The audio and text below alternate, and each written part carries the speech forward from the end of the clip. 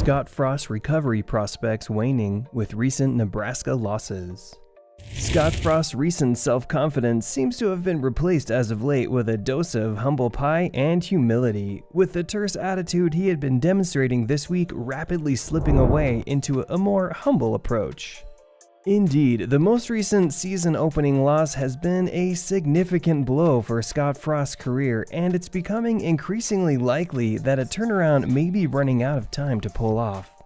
Of course, every team has a bad game, but it's imperative to learn from the past mistakes and ensure that a sequel to these flop games isn't becoming the norm. Unfortunately for the Huskers, however, this is something that the team seems to be struggling with. Indeed, despite the optimistically dubbed Nebraska Rebound project, it seems as if things are still heading downwards for the team. As Frost himself explained after the devastating 30-22 loss to Illinois, the result of the match was much like a repeat of past events. Despite his pre-match pep talk supposedly urging the team to not let this match be a repeat of the past seasons. Mistakes were rampant throughout the game, and there's no doubting that these would have played a significant role in the final lackluster result for the game.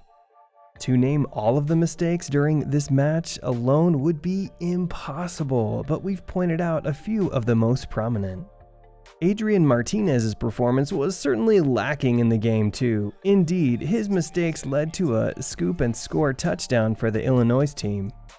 Meanwhile, Martinez then went out to overthrow in the end zone, and the consequences of such meant that Illinois was given a further boost.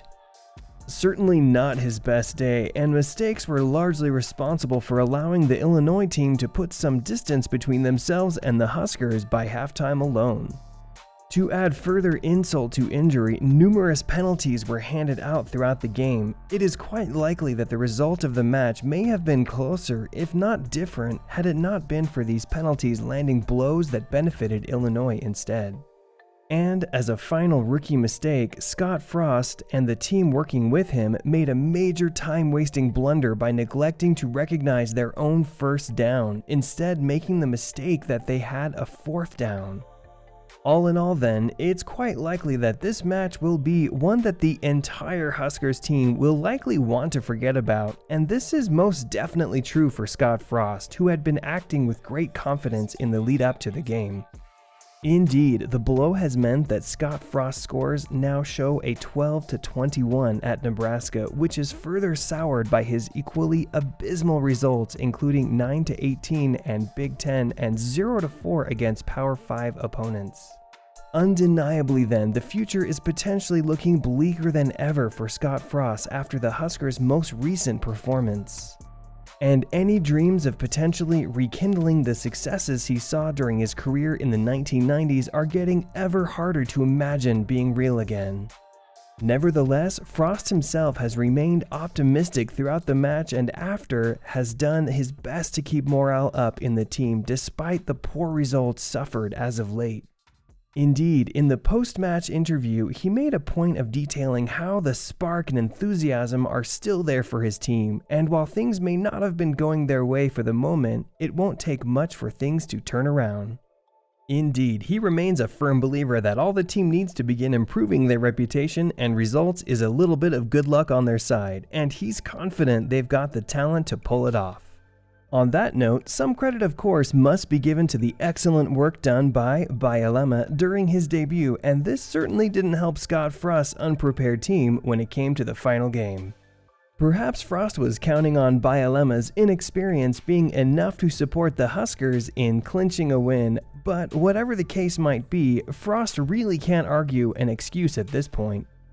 All the same, it's year 4 now, and the chances to make a miraculous turnaround are still getting even smaller. So while we'll be watching with interest and bated breath to see whether there are any developments regarding the team's performance, we'd be lying to say we're optimistic. All the same, it would likely cost in the region of $20 million to replace Scott Frost at this time, considering the poor results of the season. So chances are the team will be stuck with him unless any investors were willing to take the metaphorical poison buyout pill to try and get the team back on track with where they presumably should be performing. That is all for this video. We hope you enjoyed it, and if you did, we would appreciate if you could like the video and subscribe for more amazing content on our channel. Thank you for watching, and we look forward to seeing you next time. Bye for now.